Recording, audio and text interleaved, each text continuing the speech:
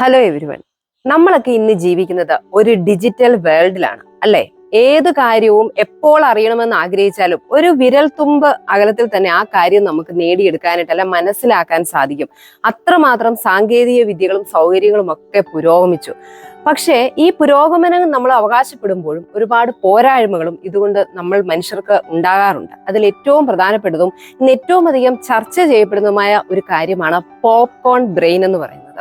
2011 university of വാഷിംഗ്ടണിൽ ഒരു research നടത്തിയതിന്റെ ഫലമായിട്ടാണ് ഈ ഒരു പേര് തന്നെ പോപ്കോൺ ബ്രെയിൻ എന്നുള്ള ഒരു കൺസെപ്റ്റിൽ ഒരു ആശയം തന്നെ ഉരുത്തിരിഞ്ഞു വന്നത്. എന്താണ് ഈ പോപ്കോൺ ബ്രെയിൻ എന്ന് പറയുന്നത്? നമ്മളുടെയൊക്കെ അമിതമായിട്ടുള്ള സോഷ്യൽ മീഡിയ അല്ലെങ്കിൽ മൊബൈലിന്റെ യൂസ് കൊണ്ട് നമ്മുടെ കോഗ്നിഷൻ, നമ്മളുടെ ബുദ്ധിപരമായ മേഖലകളിലും ചിന്തകളിലും ഒക്കെ ഉണ്ടായ മാറ്റമാണ് ഈ പോപ്കോൺ ബ്രെയിൻ എന്ന് പറയുന്ന ഒരു കാര്യത്തിലേക്ക് ലീഡ് ചെയ്യുന്നത്. ഈ ഒരു കൺസെപ്റ്റ് എന്ന് പറയുമ്പോൾ വളരെ നിസ്സാരമാണ് എന്ന് നമുക്ക് ചിലപ്പോഴൊക്കെ തോന്നിയേക്കാം. പക്ഷേ നമ്മുടെ ഡേ ടു ഡേ ലൈഫിലും നമ്മളുടെ പ്രവർത്തന മേഖലകളെ എല്ലാം തന്നെ സാരമായി ബാധിക്കാനും നമ്മളുടെ ഓരോരുത്തരുടെയും വ്യക്തിത്വത്തും അതോടൊപ്പം നമ്മളുടെ വികസന പേഴ്സണൽ ഗ്രോത്തിനെ എല്ലാം തന്നെ അഫക്റ്റ് ചെയ്യാനായിട്ടുള്ള പവറുള്ള ഒരു കാര്യമായിട്ട് മാറുകയാണ് ഈ പോപ്കോൺ ബ്രെയിൻ. വിനോദത്തിന് വേണ്ടിയോ അല്ലെങ്കിൽ ഒരു അല്പസമയം കിട്ടുമ്പോഴോ എന്തെങ്കിലും അറിവുകളൊക്കെ നേടാനോ വേണ്ടി മാത്രം യൂസ് ചെയ്യേണ്ട സോഷ്യൽ മീഡിയയെ എപ്പോഴും ഏത് സമയത്തും ഉപയോഗിക്കുന്നത് കൊണ്ടാണ് നമ്മളിൽ പലർക്കും ഇങ്ങനെയുള്ള പ്രശ്നങ്ങളിലേക്ക് കൊണ്ടുവന്നെത്തിക്കുന്ന ഒരു അവസ്ഥ ഉണ്ടാകുന്നത്. ഈ പോപ്കോൺ ബ്രെയിനിന്റെ ഏറ്റവും പ്രധാനപ്പെട്ട ഒരു കാര്യം എന്ന് പറയുന്നത്, നമ്മളെപ്പോഴും ഈ സോഷ്യൽ മീഡിയ അല്ലെങ്കിൽ മൊബൈലിൽ ഇങ്ങനെ സ്ക്രോൾ ചെയ്തുകൊണ്ടിരിക്കുമ്പോൾ നമുക്ക് ഒരു കാര്യത്തിലും ശ്രദ്ധിക്കാനായിട്ട് സാധിക്കാതെ വരുന്ന ഒരവസ്ഥയാണ് ഇതിന്റെ ഏറ്റവും പ്രധാനപ്പെട്ട ഈ പോപ്കോൺ ബ്രെയിനിന്റെ ലക്ഷണം എന്ന് പറയുന്നത്. എന്തെങ്കിലും ഒരു ജോലി നമ്മൾ ചെയ്യണമെന്ന് വിചാരിച്ചിട്ട് നമുക്ക് ആ ജോലി ചെയ്യാനോ അതിൽ പൂർണ്ണമായും ശ്രദ്ധ കേന്ദ്രീകരിച്ച് അത് പൂർത്തിയാക്കാനോ സാധിക്കില്ല. അതോടൊപ്പം തന്നെ ഇതിന്റെ മറ്റൊരു പ്രധാനപ്പെട്ട ലക്ഷണം എന്ന് പറയുന്നത് മൾട്ടി ടാസ്കിങ് ആണ്. ഒരു കാര്യം ചെയ്യാൻ നമ്മൾ തീരുമാനിച്ചു, അതൊന്ന് ചെയ്ത് തുടങ്ങാന്ന് കരുതുമ്പോൾ ഓർക്കും അയ്യോ വേറൊരു കാര്യമുണ്ട്, അത് ചെയ്യാം. അങ്ങനെ പല കാര്യങ്ങളിൽ നമ്മൾ ശ്രദ്ധിക്കാനായിട്ട് ശ്രമിക്കുകയാണ്, പക്ഷെ ഒന്നിലും നമുക്ക് ശ്രദ്ധിക്കാനും സാധിക്കില്ല, ഒരു കാര്യം നമുക്ക് പൂർത്തിയാക്കാനും സാധിക്കില്ല. ഇവിടം കൊണ്ടും ഈ പോപ്കോൺ ബ്രെയിനിന്റെ പ്രശ്നങ്ങൾ അവസാനിക്കുന്നില്ല. ഇതൊരു ചെയിൻ പോലെയാണ്. ഞാൻ നേരത്തെ പറഞ്ഞ പോലെ പൂർണ്ണമായും നമ്മളുടെ ഒരു പേഴ്സണൽ ഗ്രോത്തിനെ തന്നെ അഫക്റ്റ് ചെയ്യുന്ന കാര്യമാണ്. അങ്ങനെ ഒരു കാര്യത്തിൽ നമുക്ക് ശ്രദ്ധിക്കാൻ സാധിക്കാതെ വരുമ്പോൾ നമ്മളുടെ പ്രവർത്തന മേഖലയെ അത് സാരമായി ബാധിക്കും അല്ലെ? നമ്മുടെ പ്രൊഡക്ടിവിറ്റി, നമ്മൾക്ക് അതുപോലെ തന്നെ ക്രിയേറ്റീവ് ആകാനായിട്ട് ഒന്നും സാധിക്കില്ല. അത് പഠന മേഖലയാണെങ്കിലും ശരി, നമ്മൾ ജോലി ചെയ്യുന്ന മേഖലയിലായാലും ശരി, എല്ലായിടത്തും നമ്മളുടെ പ്രവർത്തന മേഖലയെ അത് ബാധിക്കും. അതോടൊപ്പം തന്നെ നമ്മളുടെ ഏറ്റവും വലിയൊരു കുഴപ്പം, നമ്മൾ പോലും അറിയാതെ സംഭവിക്കുന്ന ഒരു കാര്യം എന്ന് പറയുന്നത്, ഈ സോഷ്യൽ മീഡിയയിലെ മറ്റുള്ളവരുടെ ജീവിതവുമായിട്ട് നമ്മൾ പോലും അറിയാതെ നമ്മളെ താരതമ്യപ്പെടുത്തുന്ന അല്ലെ ഒരു കമ്പാരിസന്റെ ഒരു ആസ്പെക്റ്റും കൂടെ ഈ നമ്മൾക്ക് അറിയാതെ ഈ മൊബൈലിന്റെ യൂസ് കൊണ്ട് ഉണ്ടാകാറുണ്ട്.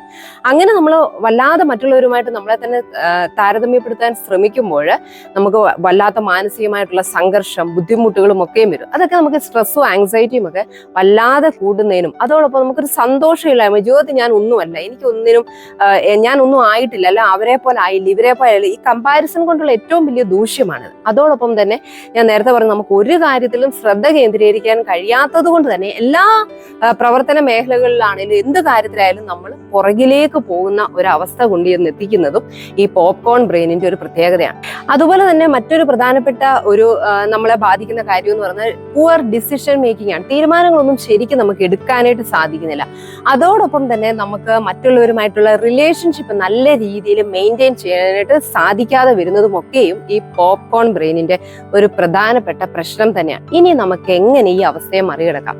പോപ്കോൺ ബ്രെയിൻ എന്ന് പറയുന്ന ഈ ഒരു അവസ്ഥയെ നമ്മൾ മറികടക്കണമെങ്കിൽ ഏറ്റവും ആദ്യം വേണ്ടത് നമ്മുടെ ജീവിതത്തിന് ഒരു അടുക്കും ചിട്ടയും വേണം. മൊബൈലിന്റെ യൂസ് അല്ലെ സോഷ്യൽ മീഡിയയിൽ നമ്മൾ എത്ര സമയം ചെലവഴിക്കണം എന്നൊക്കെ ഉള്ളതിനെ കുറിച്ച് നമുക്ക് തന്നെ വ്യക്തമായിട്ടുള്ള ഒരു ധാരണ ഉണ്ടായിരിക്കണം. ചെയ്യേണ്ട കാര്യങ്ങൾ ചെയ്ത് തീർത്തതിന് ശേഷം ഒരല്പം സമയം വിനോദത്തിന്, അല്ല എങ്കിൽ കുറച്ച് സമയം നമുക്കൊരു ഇടവേള കിട്ടുമ്പോൾ എൻ്റെ ഒരു മനസ്സിനൊരു ഉല്ലാസത്തിന് വേണ്ടി മാത്രമായിരിക്കും ഞാൻ ഈ സോഷ്യൽ മീഡിയയിൽ അല്ലെ മൊബൈലിന്റെ യൂസ് ചെയ്യുക എന്നുള്ള ഒരു തീരുമാനം നമ്മൾ എടുക്കാൻ ആയാൽ തന്നെ നമ്മളുടെ വലിയ ഒരു തരത്തിലുള്ള പ്രശ്നങ്ങൾ നമുക്ക് ഒഴിവാക്കാനായിട്ട് സാധിക്കുമെന്നുള്ളതാണ്. അപ്പൊ ഏറ്റവും ആദ്യം വേണ്ടത് സോഷ്യൽ മീഡിയയിൽ നമ്മളൊരു നിയന്ത്രണം ഏർപ്പെടുത്താൻ തയ്യാറാവുക. അതോടൊപ്പം തന്നെ നമ്മൾ ചെയ്യേണ്ട ഒരു കാര്യം എന്ന് പറഞ്ഞാൽ, ചെയ്യേണ്ട കാര്യങ്ങൾക്ക് നമുക്കൊരു അടുക്കും ചിട്ടയും വേണം. ഏത് കാര്യം ആദ്യം ചെയ്യണം, അങ്ങനെ നമുക്കൊരു തീരുമാനം എടുക്കാൻ കഴിവില്ലാതെ അല്ലെങ്കിൽ അങ്ങനെ ഒരു അടുക്കും ചിട്ടയും നമ്മളുടെ പ്രവർത്തന മേഖലയിൽ ഇല്ലാതെ വരുമ്പോഴാണ് ഒരു കാര്യം ചെയ്യുമ്പോൾ ഇതാണോ ആദ്യം ചെയ്യേണ്ടത്, അല്ലെങ്കിൽ ഇതിനേക്കാൾ പ്രാധാന്യമുള്ള വേറൊരു കാര്യമാണോ എന്നുള്ള ചിന്ത ഒരു നമ്മുടെ മനസ്സിലേക്ക് എപ്പോഴും വന്നൊരു സംഘർഷം, ഒരു മെന്റൽ കോൺഫ്ലിക്റ്റ് ഉണ്ടാകുന്നത്.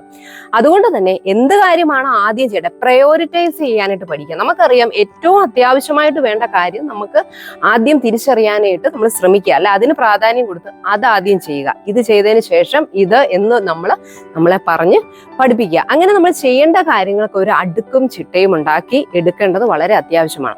ഇനി അതോടൊപ്പം തന്നെ കുറച്ച് സമയം നമ്മൾ പുറത്തൊക്കെ ഇറങ്ങി സമയം നേച്ചറിൽ ചെലവഴിക്കാനായിട്ട് തയ്യാറാവുക.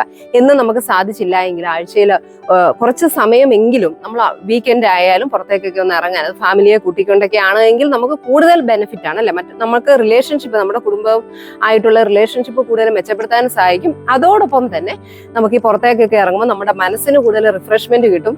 അതോടൊപ്പം തന്നെ നമുക്ക് ഈ ഏകാന്തത അല്ലെങ്കിൽ നമുക്ക് ഡിപ്രഷന്, സ്ട്രെസ് ഒക്കെ ഒരുപാട്, കാരണം നമുക്കൊക്കെ ആണെങ്കിലും ജോലിക്കൊക്കെ ആയാലും ഒരുപാട് ടെൻഷൻ നിറഞ്ഞ ഒരു കോമ്പറ്റേറ്റീവ് വേൾഡിലായതുകൊണ്ട് തന്നെ ജോലിയുടെ മേഖലയിലാണെങ്കിലും എല്ലാവർക്കും എന്താണ്, അത് പഠന മേഖലയിലാണെങ്കിലും മത്സരമാണ് അല്ലെ. അപ്പൊ അവിടെ നിന്നൊക്കെ നമുക്കൊരു മനസ്സിനൊരു ഉല്ലാസം തരണമെങ്കിൽ ഒരു ബ്രേക്ക് ആവശ്യമാണ്. അപ്പൊ നമ്മളുടെ ചെയ്യാനുള്ള ജോലികൾ ചെയ്ത് തീർത്തതിന് ശേഷം ഒരു ബ്രേക്ക് എടുക്കാൻ നമ്മൾ തയ്യാറാവണം. എങ്കിൽ മാത്രമേ നമുക്ക് കൂടുതൽ ഉത്സാഹത്തോടെ കൂടുതൽ പ്രൊഡക്റ്റീവായിട്ട് നമ്മുടെ കാര്യങ്ങളൊക്കെയും ചെയ്ത് തീർക്കാനായിട്ട് സാധിക്കും. ഇനി അതുപോലെ തന്നെ വളരെ പ്രധാനപ്പെട്ട ഒരു കാര്യം എന്ന് പറഞ്ഞാൽ, ഒരു കാര്യത്തിന് നമുക്ക് ശ്രദ്ധിക്കാൻ സാധിക്കാതെ വരുന്ന ഒരു അവസ്ഥയെ നമ്മൾ മറികടക്കണമെങ്കിൽ മെഡിറ്റേഷൻ അഥവാ ധ്യാനം എന്ന് പറയുന്നത് നമ്മൾ ശീലമാക്കിയേ പറ്റും. നമ്മുടെ നിത്യ ജീവിതത്തിന്റെ അല്ലെ ദിനചര്യയുടെ ഭാഗമാക്കി നമ്മൾ മെഡിറ്റേഷൻ മാറ്റണം. എങ്കിൽ മാത്രമേ ഏത് കാര്യവും നമുക്ക് ഫോക്കസ് ചെയ്ത് ശ്രദ്ധയോടുകൂടി നമുക്ക് ചെയ്ത് തീർക്കാനായിട്ട്, ഒരു ജോലി നമ്മൾ ചെയ്ത് അല്ലെ ഒരു കാര്യം നമ്മൾ ചെയ്യാൻ തുടങ്ങി അതിന്റെ വിജയം എന്ന് പറയുന്നത് അത് പൂർണ്ണതയിൽ നമ്മൾ കംപ്ലീറ്റ് ചെയ്ത് കഴിയുമ്പോഴാണ് നമുക്കത് പറയാൻ സാധിക്കുകയുള്ളൂ അല്ലെ. ഞാനത് ചെയ്ത് തീർത്തു എന്ന് നമുക്ക് പറയാൻ സാധിക്കണം. അതിന് നമുക്കൊരു കഴിവ് വേണമെങ്കിൽ അതിൽ ഏകാഗ്രതയോടെ ശ്രദ്ധിച്ച് ചെയ്യണം. ഇതിനൊക്കെയും നമ്മളെ സഹായിക്കാനായിട്ട് മെഡിറ്റേഷൻ കൂടിയേ തീരും.